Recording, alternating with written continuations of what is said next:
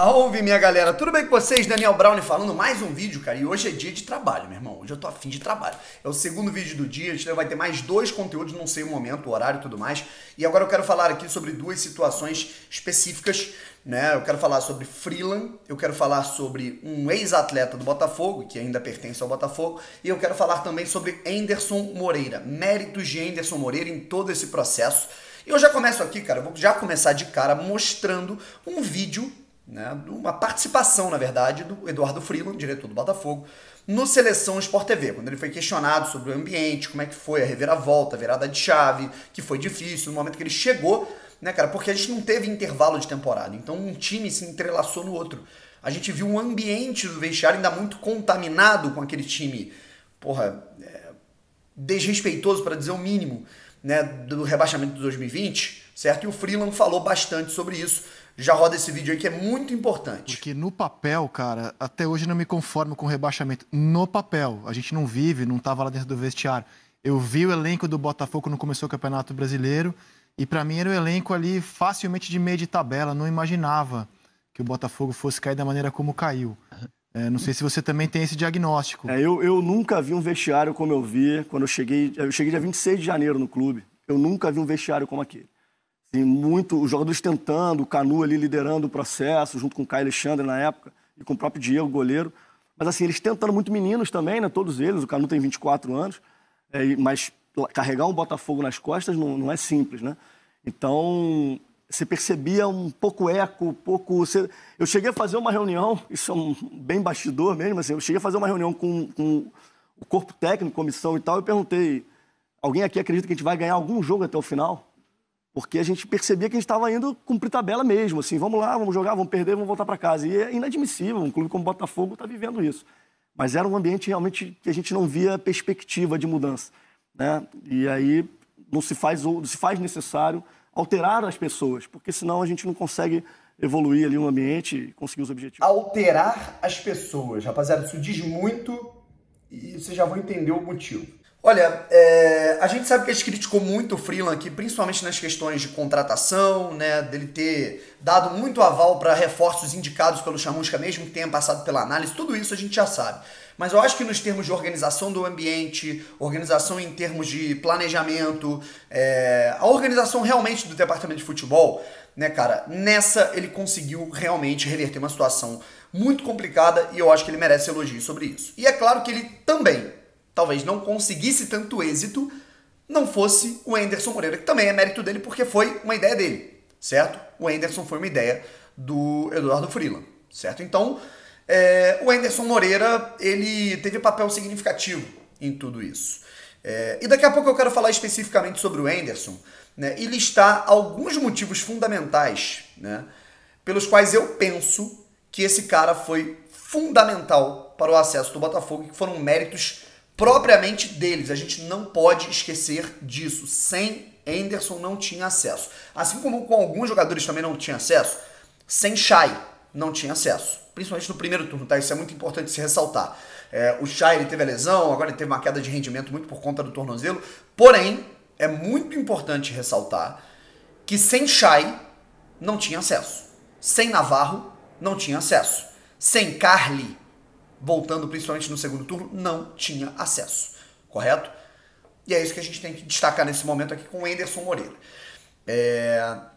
Mas antes de mais nada, eu quero falar aqui um pouco sobre Marcelo Benevenuto, tá? Ele deu umas declarações, né, lá no Fortaleza, né, em entrevistas e tudo mais, dizendo que ele tem um desejo, que ele vai fazer o possível e o impossível para permanecer no Fortaleza, jogar a Libertadores, que eles devem jogar, tudo mais. Eu acho legal, né, a identificação que ele criou com o Fortaleza, eu acho muito bacana, eu gosto muito do Fortaleza, tenho muitos amigos que torcem pelo Leão do Pici, mas agora, que isso se concretize de fato, correto? O Marcelo, ele tá para ser um dos melhores zagueiros do campeonato, certo? Não seria nem exagero colocá-lo na seleção do Campeonato Brasileiro Série A. E eu acho que isso escancara, né, entrelaçando tudo isso, né, que a gente tá falando aqui, com o discurso do Freeland, isso escancara o descomprometimento, o quão descompromissado e desleixado ele foi com o clube, né? Dito o clube de coração dele, dito o clube que o revelou pro futebol e o clube que ele dizia tanto gostar, no momento em que ele mais tinha que chamar a atenção, que ele mais tinha que chamar a responsabilidade, melhor dizendo, certo? Porque ele vinha de uma temporada muito boa em 2019, ele foi muito bem no Campeonato Brasileiro de 2019, chegou a ser citado pelo Tite em entrevista na Seleção Brasileira.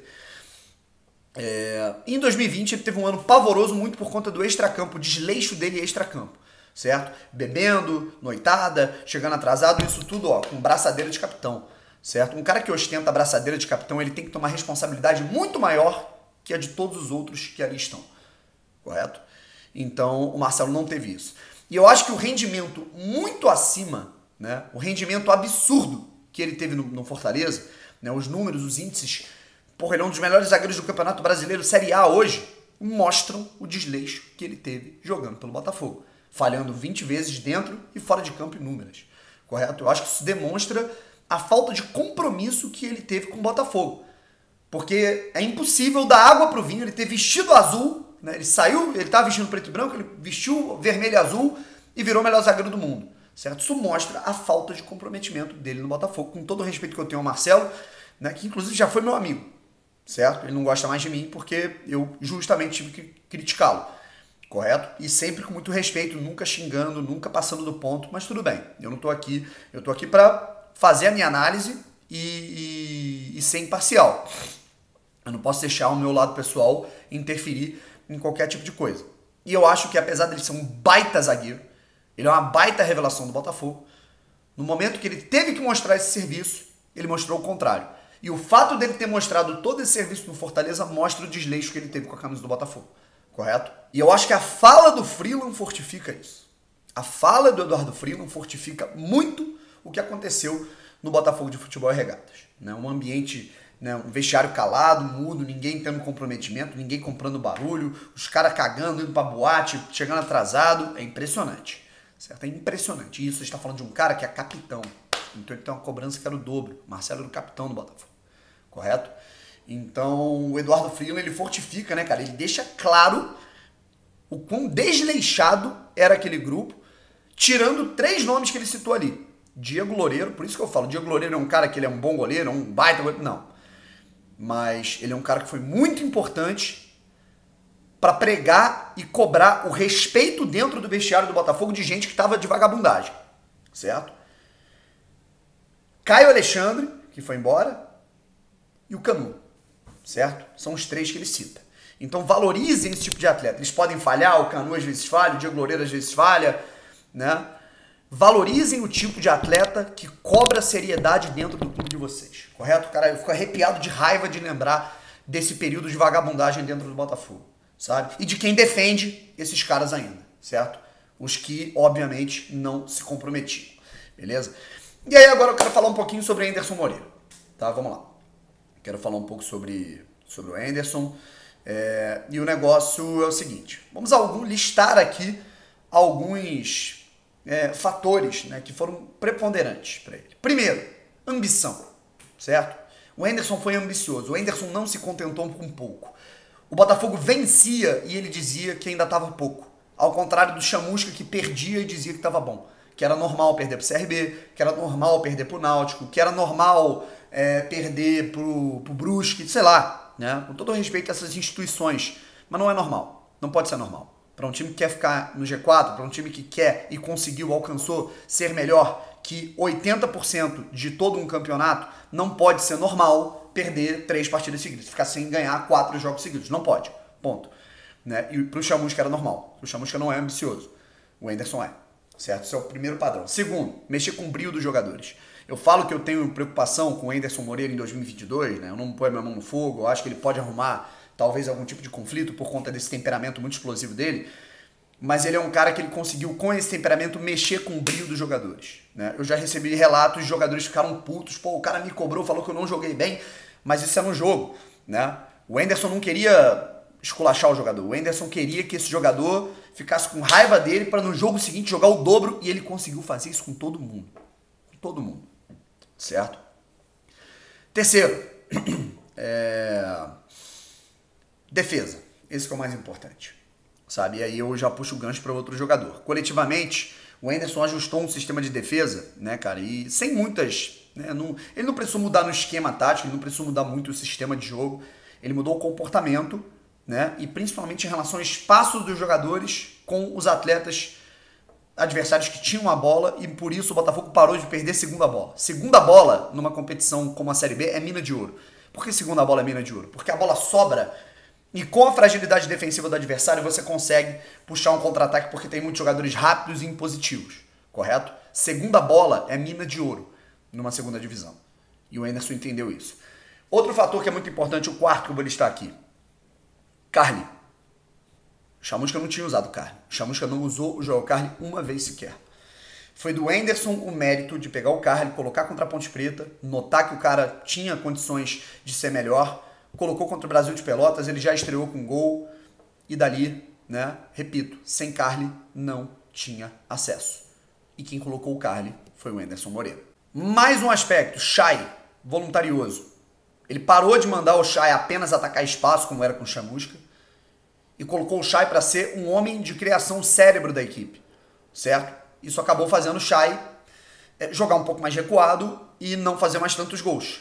Mas com certeza isso foi preponderante para o acesso do Botafogo. Quarto, vocês têm noção de que o Anderson Moreira ele recebeu só 3 reforços? Desde que ele chegou no Botafogo, ele recebeu 3 reforços, tá? Luiz Henrique, Carlinhos e Rafael. Rafael preparado, né, vamos dizer, pro ano que vem. Luiz Henrique realmente não deu certo, mas, enfim, contribuiu em 2 gols importantes, né, contra Londrina e Remo. E o Carlinhos, grata surpresa, certo? Se o Chamusca pediu 13 reforços e 8 deles deram errado, 9, o Anderson pediu 2, porque o Rafael ele nem pediu, foi uma situação atípica. Ele pediu 2 e 1 deu muito certo, correto? E o Carlinhos, né, para mim foi fundamental para esse acesso do Botafogo, pela experiência, pela imposição, pela vontade. Então, cara, a gente tem que lembrar muito dos méritos de Anderson Moreira, tá? Lembrem disso, lembrem muito disso, valeu? Gente, beijo no coração de todos, um abraço, fui!